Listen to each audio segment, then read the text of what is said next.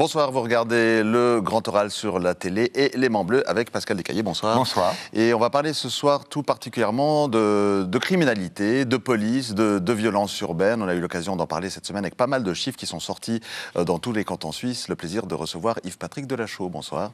Bonsoir, merci de m'inviter. Bienvenue. Je rappelle que vous êtes Merci. Romancier aujourd'hui, mais vous avez été pendant des années flic. Voilà, policier pendant près de 17 ans. Et puis aujourd'hui, je fais de l'expertise de police à côté de ma romance et de mes voyages et de mes baroudes.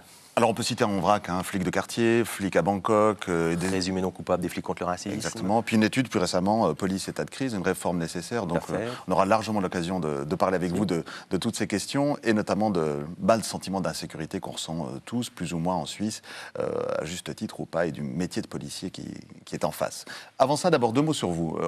Pourquoi avoir quitté finalement la police pour devenir auteur de polar? Et puis pourquoi ce terme de flic que vous utilisez toujours? Vous parlez toujours de flic de quartier, pas policier. Oui, pas toujours, simplement, c'est vrai. Plutôt lié avec le titre de mon premier roman, Flic de quartier.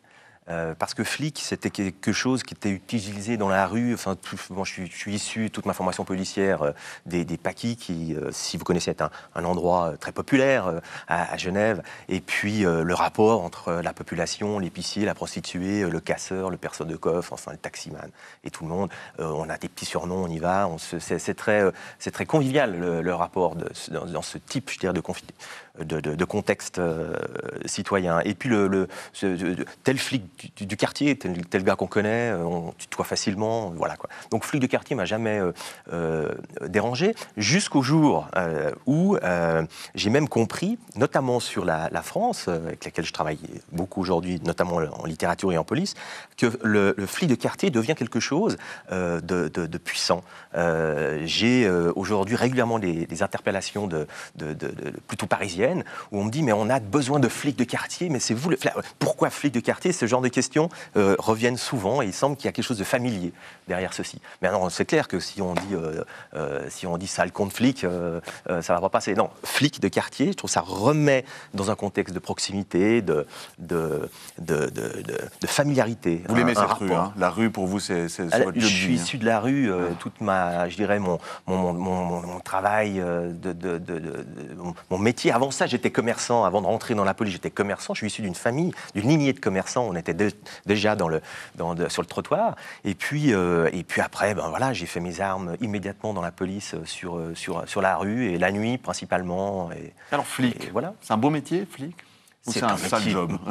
Parce qu'on a quand même les deux visions, les deux images. Non, c'est un métier tout à fait fantastique. Ce qui m'a impressionné d'entrée, c'est que, je dirais, il n'y a pas de filtre avec la vie et avec le rapport avec les autres.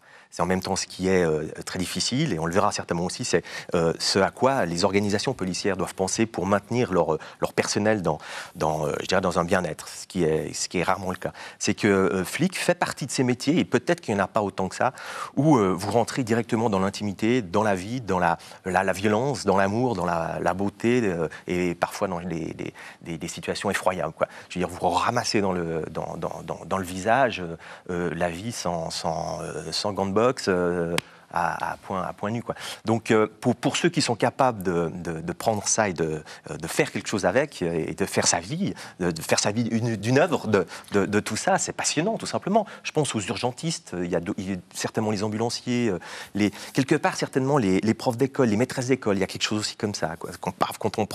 Quand on est là, qu'on voit des absurdités, des beautés et des comédies souvent inhumaines, puis voilà, il faut faire quelque chose avec, et on rentre le soir et on pose tout ça ou pas. Alors ça, c'est pourquoi vous êtes devenu flic. Mais la question de Fatih, c'était pourquoi vous avez quitté. Parce que vous en parlez merveilleusement dans vos bouquins, ce soir sur ce plateau. Mais pourquoi vous n'y êtes plus, au fond, alors, Yves-Patrick Delachaux?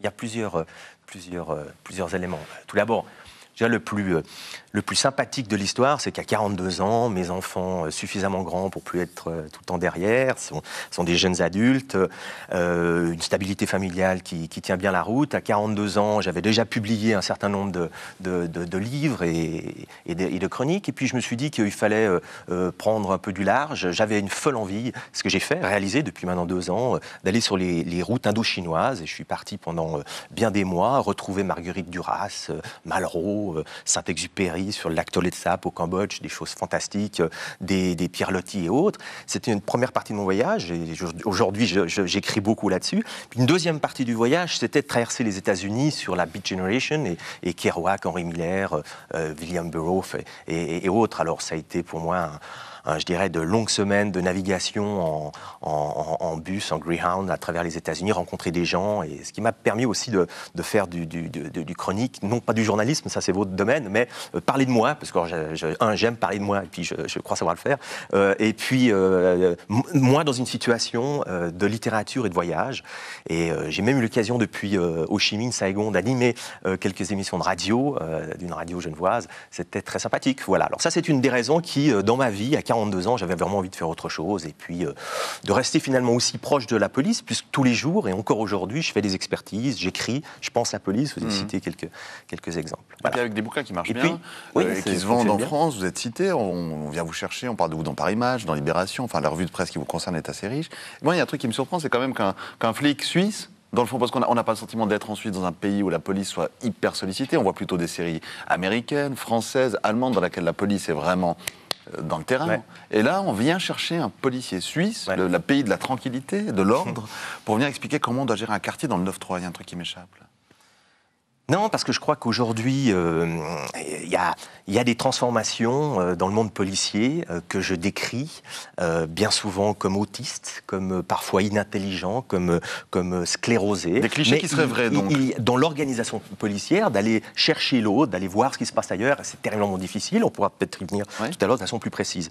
Et là, il se passe quand même des choses en Europe qui sont liées certainement à l'insécurité, à la violence, à des questionnements. Enfin, l'Europe et la sécurité bougent beaucoup, et on doit se questionner, enfin nos politiques et toutes nos administrations, l'État doit se questionner. Et puis là, effectivement, pour différentes raisons, alors là, par contre, je ne maîtrise pas nécessairement, mais c'est lié à l'écriture et peut-être à ce que j'ai à amener, l'expertise, c'est que, effectivement, j'ai, que ça soit de Belgique, du Luxembourg ou de France, des relations, des contacts, mais c'est vrai qu'ils passent plus aujourd'hui par, finalement, l'écriture, la littérature et le cinéma pour venir parler de police. C'est-à-dire qu'il n'y a pas encore vraiment, franchement, une attitude de dire on a besoin d'experts, qu'est-ce que vous pouvez dire là-dessus ? La police est encore un peu frigide sur cette démarche, si ce n'est que je collabore avec des commissions européennes sur des problématiques droits humains, police, migration et autres. Mais par contre, de faire un film, de collaborer dans une série télé avec des autres flics qui eux-mêmes écrivent, et on a quelques bels exemples en France, là ça nous permet de passer des messages. Et en l'occurrence, flic de quartier, à la rue de Saint-Denis, dans le premier arrondissement parisien, enfin tout le monde connaît la rue, puis on devrait tourner flic de quartier dans les 2 ans qui viennent dans cette rue-là. Alors ça m'a permis de repositionner le patrouilleur en tenue, j'insiste vraiment, parce que quand je parle de flic de quartier, c'est le type qu'on voit, et puis qui monte et descend cette rue de Saint-Denis entre le Forum des Halles et puis Montorgueil et Châtelet, et il y a des tas d'aventures qui vont lui arriver. Mais alors, Patrick Delachaux, résumons, parce que là, depuis quelques minutes, les gens qui ne vous connaissent pas doivent dire, bon, il faut des repères. Ancien flic, d'accord, vous avez quitté, romancier, vous aimez Duras, vous aimez Malraux, bon, vous aimez aussi les grands espaces américains. Voyage, les grands espaces, vos anciens collègues, les flics genevois, vos copains, vous les revoyez quand même de temps en temps, j'imagine. Qu'est-ce qu'ils pensent de vous ? Ils vous trouvent un peu fou, un peu spécial ? Il y a tout, c'est-à-dire ça dépend sur quel plan on Ils sont jaloux. voit. Il y en a qui sont jaloux. Vous avez réussi à vous en sortir et faire autre chose ? J'ai pas eu de retour de ce type-là. Il y a simplement, ça dépend de mes écrits. Par exemple, vous avez parlé de police état de crise, une réforme nécessaire, faite avec Frédéric Maillard, un économiste. Dans une revue très sérieuse. Très sérieuse, la revue économique et sociale. Ce genre d'écrit où je parle de l'institution comme présumé non coupable, qui est mon premier essai, des flics contre le racisme, ça interroge le policier. Et là, il y a des mouvements de recul plutôt hiérarchiques, c'est-à-dire organisation hiérarchique. Qu'est-ce que tu viens sur mon terrain ? C'est nous qui parlons d'organisation, c'est nous les chefs. Et puis toi, en bas, là, flic de quartier, là, tu commences à nous déranger. Et à ce niveau-là, plutôt peut-être sous l'aspect du questionnement intellectuel, de l'affrontement, de limer nos cerveaux entre nous. Alors là, il y a parfois des réactions qui sont assez violentes, d'autres qui sont très sympathiques. Par contre, sur la romance, sur le voyage, sur parler de flics, faire du scénario, participer à des tournages, là, je dis, il y a absolument tout le monde qui est avec vous, et j'ai jamais reçu, je dirais, dirais, de retour négatif, voilà quoi. Il y a tout, puis après il y a une ambiance, la police c'est une ambiance très virile. Alors oui, un jour j'avais mon portrait dans un commissariat avec 3 impacts de balles dessinés sur le front, voilà. Bon, c'est bonne guerre, dans toutes les entreprises, c'est complètement stupide, mais enfin voilà. Et puis, dans les médias, on fait des conneries comme ça. À côté de ça, je reçois des mails de partout, des gens viennent me voir pour l'écriture, donc j'ai pas de soucis à ce niveau-là. C'est vrai que le dernier écrit me pose beaucoup plus de soucis, à mon associé d'écriture, Monsieur Maillard, parce que la police genevoise, l'organisation de la police genevoise, qui s'est sentie attaquée, alors que ce livre va être diffusé jusqu'au Canada aujourd'hui. On a des organisations policières qui viennent vers nous en disant mais c'est juste fou et on a besoin de vous. Mais vu que je suis un ancien flic genevois, là ça a mal passé et j'ai quelques soucis. Alors dites-en 2 mots avant qu'on passe au bouffon et on va le développer en deuxième partie d'émission, mais déjà juste qu'on ait une petite idée. Cette crise et cette réforme nécessaire dont a besoin la police, définissez-la en quelques mots. Quel est le niveau de la crise et quelles sont les réformes qu'il faut maintenant? Vous avez parlé d'autisme, je crois, il y a 2-3 termes assez forts sur l'organisation. Voilà. Bon, alors, vraiment en quelques mots, c'est-à-dire qu'il y a des états-majors qui fonctionnent bien dans l'urgence, qui fonctionnent sur ce qu'il faut faire dans la quotidienneté, qui sont éprouvés, je dirais, sous un système, je dirais, français, républicain, napoléonien pour ce qui est nos contrées romandes et françaises. Là-dessus, il y a, je dirais, peu de choses à dire entre guillemets négatifs. Ça fonctionne. Si aujourd'hui il y a une prise d'otage, s'il y a un accident sur l'autoroute, s'il y a un avion à l'aéroport international de Genève qui a un souci, il y a les états-majors, les cellules, on va y aller, on sait, le flic de base, le flic de terrain, la brigade d'intervention, le commandement. Je veux dire, dans l'urgence, les choses se font assez vite. Et d'ailleurs, cette semaine, on a parlé d'action coup de poing. Et l'année passée aussi, en période électorale, il y a eu des actions, ainsi de suite. Donc, l'action en elle-même, elle se passe généralement bien. C'est une des choses. Par contre, au niveau des directions de la police, c'est-à-dire les directions où là, on demande bien d'autres compétences, que ce soit dans les formations, les ressources humaines, le management, la vision, que ce soit diplomatique, que ce soit social, que ce soit économique. Dans ces, je dirais, strates-là, on retrouve très souvent, enfin, je veux dire la plupart du temps, et quasiment dans toutes les polices, Genève notamment, des policiers. C'est des compromissions qu'on a depuis de longues années en fonction de son parcours, et on finit à des postes pour lesquels, tout simplement, on n'a pas la compétence, on n'a pas été formé pour. Et puis, alors, pour imaginer des suites, des réformes, que ça soit institutionnel, pour que le policier ait les outils, pour que le policier se sente mieux, pour qu'il soit respecté, pour qu'il se sente bien accompagné dans sa carrière. Alors ça, on oublie, parce que justement, il faut des compétences qu'on ne trouve pas dans les directions de la police, mais pour aussi envisager la sécurité de demain. Moi, j'ai envie de savoir qu'est-ce qui va se passer en 2020. J'ai envie de connaître déjà aujourd'hui des plans d'action sur la région lémanique, sur l'Europe, qu'est-ce que va faire Genève, en plus, quand même, une région particulière, détentrice d'une convention de Genève, avec une visibilité internationale. On l'a vu avec l'affaire Kadhafi, par exemple. Comment on peut inscrire ceci dans toutes des actions d'urgence, de police de proximité, de police communautaire, de police de résolution de conflits? Avec quel acteur social on va travailler? Je vous interromps. Selon vous, nada. Il n'y a pas ça. Vous dressez quelque chose d'idéal, mais en fait, le statu quo, c'est qu'il n'y a pas cette vision-là aujourd'hui. Au niveau de l'organisation, il y a très peu dans l'ensemble des polices, avec un statut, je me permettais de dire napoléonien, c'était vraiment dans un système avec notre configuration, je dirais, notre histoire, notre historicité française, d'accord, puisqu'il y a quand même aussi d'autres, je pense germaniques et anglo-saxonnes, qui ont leurs forces et leurs faiblesses. Mais dans cet environnement-là, c'est tellement, pour ça que je parle d'autisme, c'est tellement pyramidal, avec une loi d'un système mafieux parfois, c'est-à-dire la loi du silence, la loi du plus fort, la compromission interne, je veux dire les sélections internes pour arriver à certains postes, je veux dire tout ça est du people fait par avance. Donc en fait, la police devrait plus fonctionner comme une entreprise comme une autre, avec des compétences. Je pensais que vous alliez dire une entreprise privée, non, c'est un service public. Non mais mettre, disons, un poste à responsabilité la personne qui a les compétences pour et pas seulement la personne qui a fait carrière depuis 20 ans. Les directions de la police aujourd'hui ne doivent pas avoir peur, ne doivent pas craindre la confrontation, d'aller chercher des gens qui ont des compétences de l'extérieur. Ça permettrait de casser complètement ce système système hiérarchique, dans la mesure où, imaginez, si à la direction, vous avez 3 managers, vous avez des gars des ressources humaines, des gens qui ont été formés, la formation des policiers, tenue par des policiers, par des instructeurs, un type sort du terrain, du jour au lendemain, il est directeur de la formation, j'entends, non, on va chercher des formateurs, il y a des ingénieurs pour ça. Quand on doit réparer une voiture dans un garage police, on va chercher un garagiste. Longtemps, c'était des policiers qui s'occupaient de cette tâche. Aujourd'hui, les choses changent un peu. Mais dans l'ensemble de la, je dirais de la réflexion intellectuelle, de la position, est-ce que la police n'est qu'un maintien de l'ordre? Est-ce que la police maintient la paix? Est-ce qu'elle réfléchit à demain? Est-ce qu'elle peut inclure son travail avec d'autres partenaires sociaux? Ça, j'en trouve pas. Je veux dire, je cherche, il y a des tentatives, et dès que vous rentrez là-dedans, vous avez un recul immédiat. Et puis, alors, quand vous êtes à l'intérieur du système, comme je l'ai été pendant 17 ans, il y a des tas de méthodologies d'éloignement, d'abus.